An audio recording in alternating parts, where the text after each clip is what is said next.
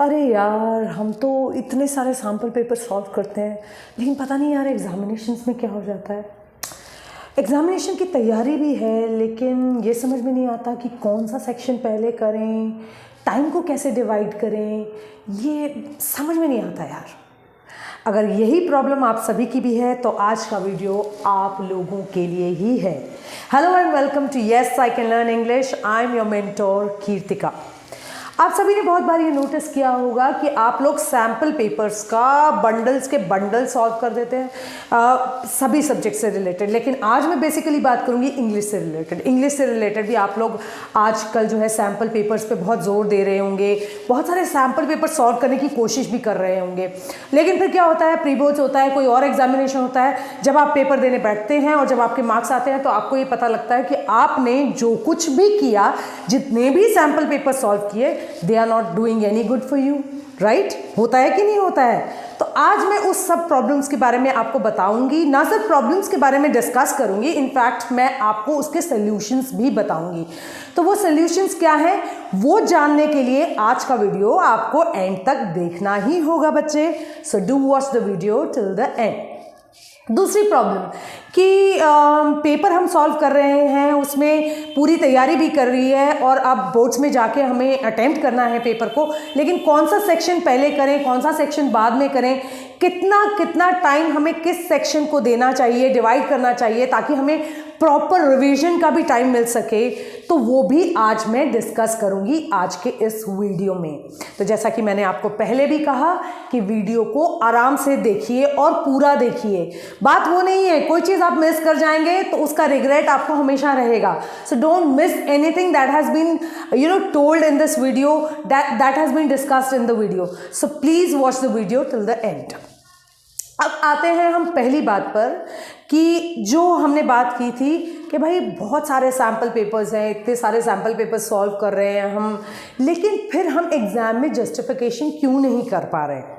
तो बेटा आपको एक चीज़ पे फोकस करना होगा कि आप क्वांटिटी पे मत जाएं, क्वालिटी पे जाएं।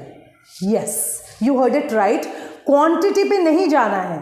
आपको ये नहीं है कि 40, 50, 60, 70 पेपर आपने सॉल्व कर दिया and you are done with it. आपको लगता है आपने तैयारी कर दी क्योंकि आपने पेपर बहुत सारे सॉल्व कर दिए, लेकिन अगर आप ध्यान से उनको एग्जामिन करेंगे, उनको चेक करेंगे, तो आप पाएंगे कि you haven't justified even in those sample papers. आपके आंसर्स जस्टिफाइड नहीं होंगे। तो ज़्यादा पर फोकस नहीं करें। इंग्लिश की बात कर रही हूँ मैं, ज़्यादा पर फोकस मत कीजिए कि आपने 30 कर दिए, एक सैम्पल पेपर का बुक कंप्लीट कर दिया, then I am buying the second one, then I am buying the third one. Ma'am हम तो बहुत सारे कर रहे हैं, लेकिन उस पर फोकस मत कीजिए। आपका फोकस बेसिकली किस चीज़ पे होना चाहिए कि मैं एक सैम्पल पेपर की बुक करूँगा, एक भी पूरी मत कीजिए। मैं तो कहती हूँ आप करिए 7 to 8 पेपर्स अगर आपने करे हैं तो वो पेपर्स को आप आराम से और क्वालिटी वाइज, ज़्यादा नहीं कि मैंने 10, 15, 20 सॉल्व करने हैं तो उसमें मैं फटाफट अपनी स्पीड दिखाऊं, नहीं। आप उसमें किस तरह की लैंग्वेज यूज़ कर रहे हैं, क्या आपका काम चल रहा है, इस चीज़ पर आप फोकस करते हुए उन पेपर्स को सॉल्व कीजिए। Instead of doing quantity thing you have to focus on quality thing. I hope आप सभी लोग जो है वो मेरा इस पॉइंट को समझ गए होंगे कि मैं क्या कहना चाह रही हूँ कि आप क्वालिटी पे ध्यान दीजिए। 5 पेपर भी सफिशिएंट होंगे, 6-7 पेपर भी सफिशिएंट होंगे इंस्टेड ऑफ 60, 70 और 30-40 जो भी आप करना चाहते हैं, लेकिन वो उसमें आपका पूरा कंसंट्रेशन होना चाहिए।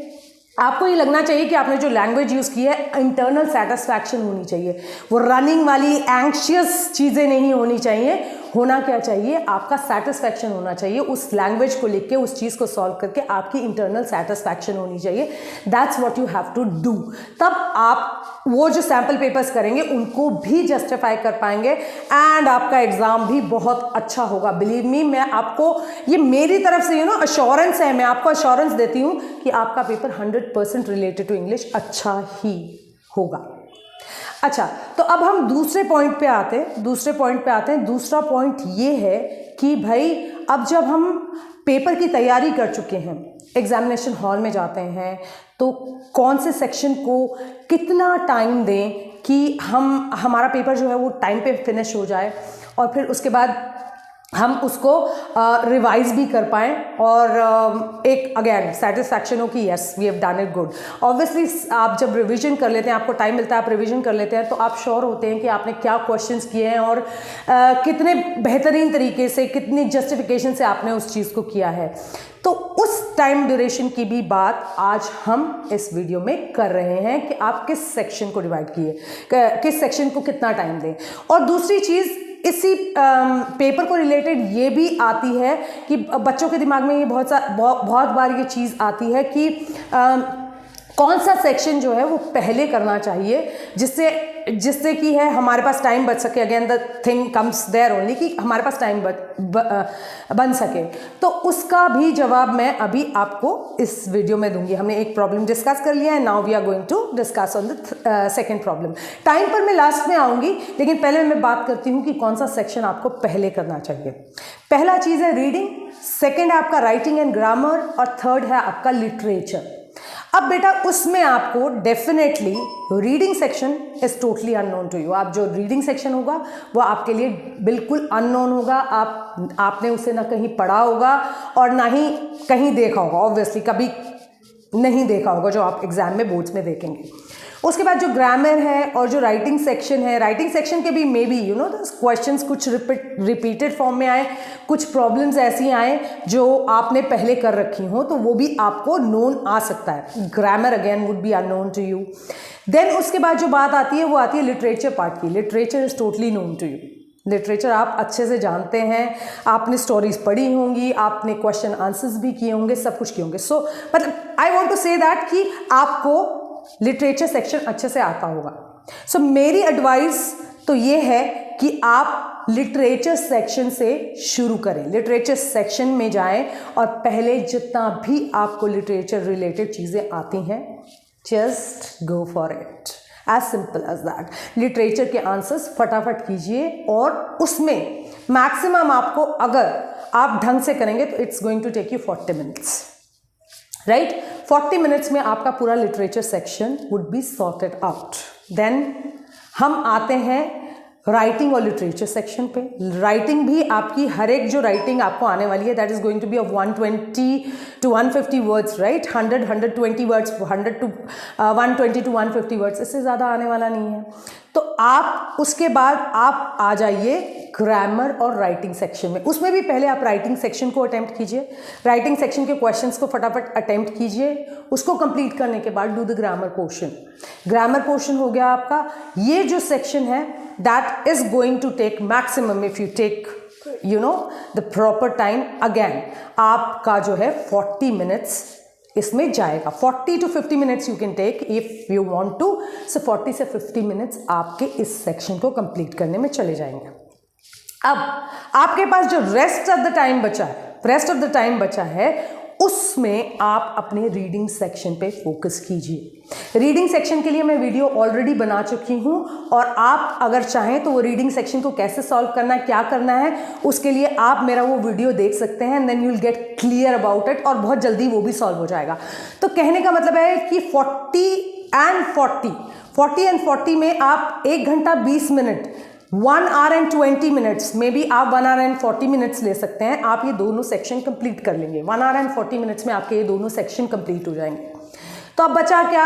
अब आपके पास काफ़ी सारा समय है कि आप वो रीडिंग सेक्शन को दे सकते हैं। और माइंडेड आपने 15 मिनट्स का रीडिंग टाइम भी लिटरेचर सेक्शन में यूटिलाइज ऑलरेडी कर दिया है, राइट। आपने ऑलरेडी उस 15 मिनट्स को यूटिलाइज कर दिया, तो आपके पास तो काफ़ी सारा समय है जो आप रीडिंग सेक्शन को दे सकते हैं। तो रीडिंग सेक्शन को अगर एट द मोस्ट भी आप लोगों ने 1 घंटा भी लगाया, 1 घंटा भी अगर आपने एट द मोस्ट उस सेक्शन में लगाया, तो मैं कहती हूँ आपके पास रिवीजन का भी बहुत सारा टाइम मिल जाएगा।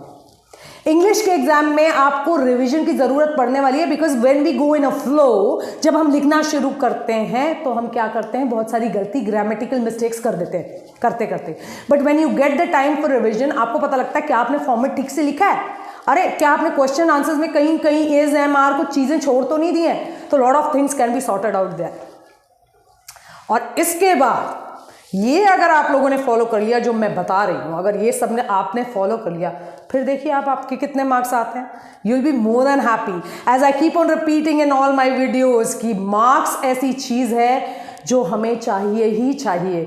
हर जगह उन मार्क्स की ज़रूरत पड़ने वाली है और उन मार्क्स के लिए ये चीज़ों को इन टिप्स को फॉलो कीजिए and then you see 95+ marks आपके आने श्योर है। ये गारंटी है कि आपके 95+ मार्क्स आएंगे ही आएंगे। So focus on these things, no quantity, we are going to focus on quality as far as practice is concern. English की प्रैक्टिस की कंसर्न है तो मैं क्वांटिटी पे फोकस नहीं करूंगा। मुझे ज़्यादा question paper sample paper solve नहीं करने हैं, मुझे क्वालिटी की चीज़ें करनी है, राइट?